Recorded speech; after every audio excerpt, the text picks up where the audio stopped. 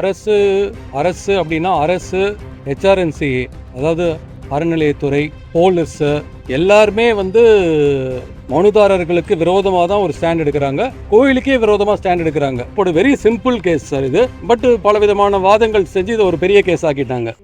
அதாவது மனுதாரர் ராம ரவிக்குமார் சார்பில் அனைத்து விதமான நாங்கள் வாதங்களும் வச்சுருக்கோம்.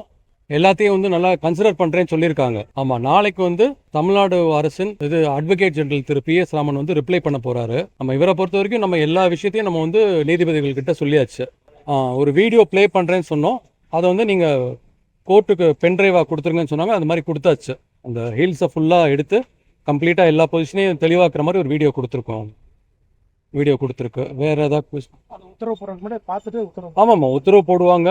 அதுக்கப்புறம் அவங்களே நீதியரசர்கள் தரப்புலேயே கூட யாரையா நியமிப்பாங்க இந்த மலையை வந்து அளக்கிறதுக்கெல்லாம். நம்ம அதெல்லாம் அவங்க என்ன பண்ணுவாங்கன்னு நம்ம இன்றைக்கி நம்ம சொல்ல முடியாது. அது ஃபுல்லாக அவங்களோட ப்ரெரோகேட்டிவ், அவங்களோட உரிமை, நீதியரசர்களோட உரிமை. இல்லை, அது மாதிரி ஒரு ஐடியா இருக்குது. பட் அது மாதிரி எதுவும் அவங்க வந்து எங்களுக்கு இப்படி தான் பண்ணுவோம் அப்படின்னு சொல்லலை. இந்த வழக்கு மேல்முறையீட்டு மனு விசாரணையில் அரசு தரப்பு வாதங்கள்லாம் பார்க்கும்போது நீங்கள் எப்படி சார் பார்க்குறீங்க? ஸோ மனுதாரர் தரப்பு வழக்கறிஞர் அரசு அப்படின்னா அரசு, ஹெச்ஆர்என்சி, அதாவது அறநிலையத்துறை, போலீஸ் எல்லாருமே வந்து மனுதாரர்களுக்கு விரோதமாக தான் ஒரு ஸ்டாண்ட் எடுக்கிறாங்க. கோயிலுக்கே விரோதமாக ஸ்டாண்ட் எடுக்கிறாங்க. இந்த மாதிரி ஒரு தீபத்தூணே இல்லைன்னு தான் அவங்களோட ஸ்டாண்டு. அது வரைக்கும் நாங்கள் சொல்லலாம். எல்லாருமே வந்து இந்த மாதிரி ஒரு இது வந்து ஒரு சர்வே கல் அப்படின்னு சொல்கிறாங்க. இல்லை சில பேர் இது ஜெயினர் காலத்து கல்லுங்கிறாங்க. நாங்கள் கிரானைட் ஸ்டோன் அப்படிங்கிறாங்க. நாங்கள் அதுக்கு என்ன எதிர்வாதம் செஞ்சோன்னா, அந்த மாதிரி இருந்தால் அரசு தரப்பில் எவிடன்ஸ் கொடுத்துருப்பாங்க கோர்ட்டில். எந்த எவிடன்ஸும் கொடுக்கல. இந்த தீபத்தூண் இருக்கிறதுமே பார்த்தீங்கன்னா கோயில் இடம் அப்படின்னு சொன்ன இடத்துல தான் இருக்குது. இது தர்காக்குள்ளே இல்லை, கோயில் இடத்துல தான் இந்த இருக்குது. அதே மாதிரி நாங்கள் வந்து ஒரு 20 கோயிலுக்குடைய இந்த மாதிரி இருக்கக்கூடிய தீபத்தூண்கள்லாம் கொடுத்துருக்கோம், ஃபோட்டோஸ்லாம் கொடுத்துருக்கோம். மாதிரி பழனி, திருத்தணி, நிறைய முருகன் கோயில், நிறையா சிவன் கோயில், எல்லா இடத்துலையும் கர்நாடகா, தமிழ்நாடு எல்லா இடத்துலையுமே கிட்டத்தட்ட பார்த்தீங்கன்னா இந்த தீபத்தூண் வந்து இந்த மாதிரி ஒரு அமைப்பில் தான் இருக்குது. அது எப்படி ஏற்றுவாங்கன்னு நீதியரசர்கள்ட்ட எக்ஸ்பிளைன் பண்ணியிருக்கோம். ஒரு செம்பு கொப்பரை வச்சு அதில் காடா துணி, நெய், திரி இதெல்லாம் போட்டு ஏற்றுவாங்க. ஒரே ஒரு நாள் ஏற்றுறதுனால யாருக்கும் எந்த ரிலீஜனுக்கும் எந்த மதத்தினருக்கும் எந்த விதமான பாதிப்பும் வராது. ஒரே ஒரு நாள் போய் ஏற்றுறதுனால, அதுவும் கோயில் போலீஸ் ப்ரொடெக்ஷனோட போய் ஏற்றினா என்ன ஆயிர போகுது அப்படிங்கிற மாதிரி ஒரு வாதம் வச்சுருக்கோம். ஒரே ஒரு நாள் வருஷத்தில் திருக்கார்த்திகை அன்னைக்கு மட்டும். சார், அதுக்கு வந்து குறிப்பிட்ட காரணம் அப்படிங்கிறது யாருக்குமே சரியாக தெளிவாக இல்லை சார். அதாவது அப்போ இருந்த அரசியல் சூழல்னால இங்கே ஏற்றிருப்பாங்க சார். பட் உத்தமம் எது அப்படின்னு கேட்டிங்கன்னா மலை உச்சியில் ஏற்றுறது தான் உத்தமம். அதுதான் அப்படி தான் எல்லா புராணங்கள்லேயும் சொல்லியிருக்கு. ஏன்னா மலை உச்சியில் ஏற்றும் போது பார்த்தீங்கன்னா அது ஒரு ஜோதி ஸ்வரூபமாக தெரியும். ஸோ கடவுளை வந்து நம்ம மனசுலேயும் பார்க்குறது. அது வந்து அந்த காலத்தில் விளக்குகள் இல்லை, கரண்ட் இல்லை, இபி இல்லை. ஸோ அந்த மாதிரி ஒரு நேரத்தில் வந்து இந்த மாதிரி மலை உச்சியில் ஏற்றினா அந்த வெளிச்சம் எல்லாருக்கும் தெரியும். அது வெளிச்சத்துக்காக மட்டும் இல்லை, ஒரு மலை உச்சியில் ஏற்றும் போது அதுக்குன்னு ஒரு ஸ்பிரிச்சுவல் சிக்னிஃபிகன்ஸ் இருக்குது. ஆமாம், அதனால தான் அந்த காலத்தை ஏற்றிருக்காங்க. அதாவது கடவுளை நம்ம மனசுக்குள்ளே பார்க்குற மாதிரி அதை அந்த ஜோதி ஸ்வரூபமாக நம்ம பார்க்குறோம். கீழே சொக்கப்பான் கொளுத்திட்டு மேலே போய் மலையில் ஏற்றுவாங்க. இதெல்லாமே நம்ம கோர்ட்டில் நம்ம வாதத்தில் வச்சுருக்கோம் சார், இந்த விஷயம் எல்லாமே. ஸோ அவங்க ரிப்போர்ட் வந்து அவங்க அடிஷ்னல் சொலிசிட்டர் ஜெனரல் வந்து கொடுக்குறதா சொன்னாங்க. இது வரைக்கும் அவங்க வந்து ஒன்றும் கொடுக்கல. நாளைக்கு கொடுப்பாங்கன்னு நினைக்கிறோம் சார். ஆமாம், அவங்கள பொறுத்த வரைக்கும். ஆனால் அரசு தரப்பில், தமிழக அரசு தரப்பில் இது வந்து சர்வே ஸ்டோன் அல்லது ஜெயினர் காலத்து இதுங்கிறதுக்கு ஒன்றும் எவிடன்ஸ் கிடையாது. ரெண்டாவது, ஜெயினர்கள்லாம் பொதுவாகவே குகையில இருந்து தபஸ் பண்ணுவாங்க. அவங்க கோயிலெலாம் கட்டந்தா இல்லை. இதெல்லாம் ஒரு திசை திருப்பதுக்காக அவங்க பல மாதிரி வாதங்கள்லாம் வச்சாங்க சார் கோர்ட்டில். இந்த வழக்கு விசாரணையின் போது அரசு தரப்பில் சில வழக்கறிஞர்கள் வந்து சில தகவல்களை சொல்கிறாங்க. முருகனுக்கு வந்து இங்கே வந்து ஒரு மனைவி தான், அதனால ஒரு தீபம் ஏற்றினா போதும் அப்படின்ற மாதிரிலாம் வந்து பேசுகிறாங்க. அதெல்லாம் நீங்கள் எப்படி அதை பார்க்குறீங்க? இல்லை, அதெல்லாம் வந்து ஒரு மதத்தினரை வந்து புண்பொருத்த மனசளவில் அது புண்படுத்தக்கூடாது. யாருமே ஒரு இந்து முஸ்லிமையும், முஸ்லிம் கிறிஸ்டினையும், கிறிஸ்டின் இந்து யாரா இருந்தாலும் இன்னொருத்தர புண்படுத்த மாதிரி பேசக்கூடாது. அவங்களுக்கு தெரியாதுன்னா தெரியாதுன்னு சொல்லிடணும். அப்ப அவங்களுக்கு சரியா வந்து ரிலிஜன் தெரியாது அப்படின்னு தெரியாம எதையோ ஒன்று வந்து சொல்லக்கூடாது. இன்னைக்கு நம்ம அட்வொகேட்டா இருக்கோம், பேச முடியுது அப்படின்னு எதை வேணா அடிச்சு விட முடியாது. அதுக்கு என்ன எவிடன்ஸ்? சும்மா இவங்களுக்கு ஃபுல்லா தெரியாது, யாரும் ஃபுல்லா படிக்கல. இப்ப தமிழ்ங்கிறாங்களே சார், தமிழ் நல்லா பேசணும்னா யாரும் பேச மாட்டாங்களே. அப்படிதான் தமிழ் சொல்றவங்க தமிழ் நல்லா பேசணும்ல. அதெல்லாம் ரொம்ப தவறான வாதம். அவமதிப்பு. ஆமா. அதெல்லாம் அவர் வந்து சொல்லவே கூடாது ஒரு வக்கீலா. அதுக்கெல்லாம் நிறைய கண்டெம்ட் ப்ரொசீடிங்ஸ்லாம் இருக்கு. அதெல்லாம் அந்த நீதிபதி குறிப்பிட்ட நீதியரசர் பாத்துக்குவாங்க. ஆமா, அந்த மாதிரி கோர்ட்லலாம் ஒரு சாதாரணமா சொல்ல மாட்டாங்க. ஒரு சில பேர் தைரியமா சொல்றாங்க. ஏன்னா அவர் பார் லீடரா இருக்காரு சுப்ரீம் கோர்ட்ல. அதனால அவர் அந்த மாதிரி வாதம்லாம் வைக்கிறார் சார். வேற ஏதாவது கேள்விகள் உண்டா? இல்ல, மலை உச்சியில தான் தீபம் ஏத்தணும், அதுக்கு வந்து கர்நாடகா, தமிழ்நாடு உள்ளிட்ட பல்வேறு கோயில்களை எல்லாம் வந்து நீங்க சுட்டி காட்டி அதற்கான இதெல்லாம் கொடுத்திருந்தீங்க. சார் அதான் இவர் நம்ம அருண் சுவாமிநாதன் தான் எல்லாமே ரொம்ப சிரமம் எடுத்து எல்லா கோயில்ல இருக்கக்கூடிய அந்த தூண்கள் எல்லாம் எடுத்து கொடுத்தார். எல்லா தூண்களுமே கிட்டத்தட்ட இந்த தீபத்தூணோட அமைப்புல தான் இருந்தது சார். அது எல்லாமே நீதியரசர்கள் வந்து முழுமையா பார்த்திருக்காங்க சார். ஸோ நாங்க வந்து கண்டிப்பா அதெல்லாம் கன்சிடர் பண்ணுவாங்க நாங்க எதிர்பார்க்கிறோம். அத்தனை கோயிலுமே மலை உச்சியில தான் இருக்கு. கிட்டத்தட்ட எல்லா கோயிலையும் ஏத்துறாங்க.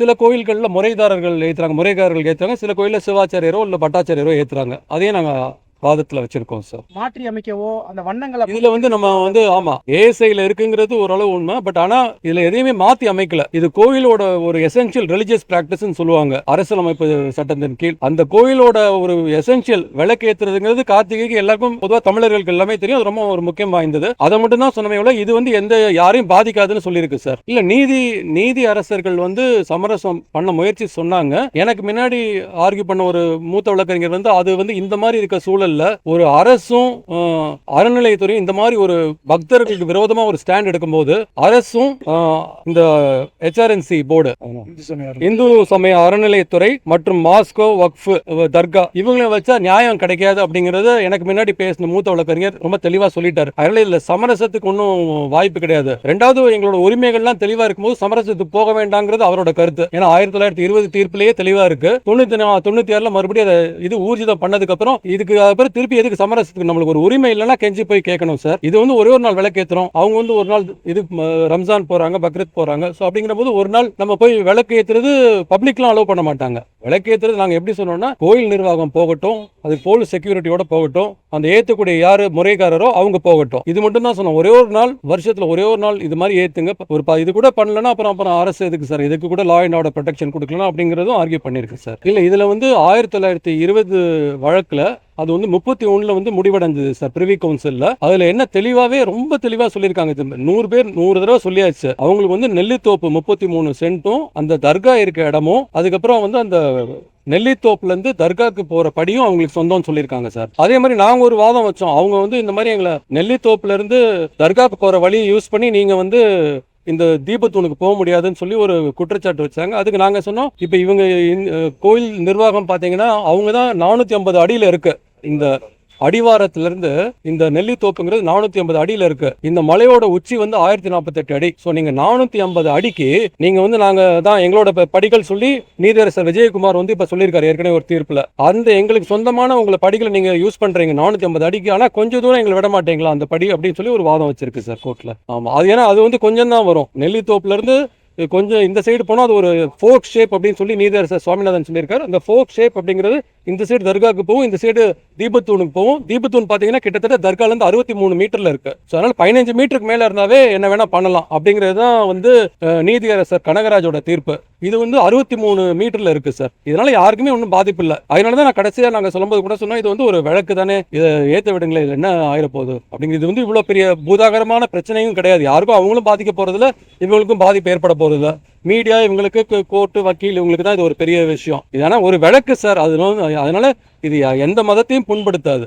ஒரு மத்த இது மாதிரி கிடையாது. அதே மாதிரி அரசு தரப்பு இவங்க எல்லாம் வந்து இது வந்து ஒரு உரிமையில் நீதிமன்றத்தை கொண்டு போற மாதிரி வந்து இவங்க அதான் அது சொன்னாங்க சார். அதுக்கு தான் சொல்லிட்டு ஏற்கனவே உரிமையில் நீதிமன்றம் இந்தந்த பகுதி யார் யாருக்கு சொந்தம், இந்த மலையே முருகனுக்கு தான் சொந்தம் சொல்லியாச்சு. இந்த குறிப்பிட்ட பகுதிகள் தவிர, நெல்லித்தோப்பு தர்கா படிகள் தவிர மற்ற ஏரியாலாம் முருகனுக்கு தான் சொல்லி தெளிவா சொல்லியாச்சு சார். தெளிவா சொன்னதுக்கு அப்புறம் அதுக்கப்புறம் அதுல ஒன்றும் சார் இப்ப என்னோட வீடு அப்படின்னு முடிவாயிருச்சு சார். ஒரு பெரிய இடம் இருக்கு, ஒரு கிரவுண்டு. அதுல ஒரு மூலையில ஒருத்தர் கொடுத்தாச்சு. மீதி இடத்துல நான் என் வீட்டுல எப்படி வேணா இருக்கலாம்ல சார். நான் ஒரு யாரையோ உள்ள விட்ட ஒவ்வொருத்தரையும் அவர்கிட்ட போய் பர்மிஷன் கேட்க வேண்டாம் இல்லையா? அதே மாதிரி கவர்மெண்ட் அந்த மாதிரி தடுக்க முடியாது. இதுதான் தீர்ப்போட வெரி சிம்பிள் கேஸ் சார் இது. பட் பல விதமான வாதங்கள் செஞ்சு இது ஒரு பெரிய கேஸ் ஆக்கிட்டாங்க. இது அரை மணி நேரத்துக்குள்ள எல்லாரும் நீங்களே புரிஞ்சுக்குவீங்க சார். ஜட்ஜுங்களும் பாவம், அவங்களும் கஷ்டப்பட்டு 3 நாள் தான் விசாரிச்சுட்டு இருக்காங்க. ஏன்னா எல்லாத்தையும் கேட்கலன்னா அப்புறம் நாளைக்கு கேட்கலன்னு சொல்லுவாங்கன்னு ஒரு குற்றச்சாட்டு வரும்.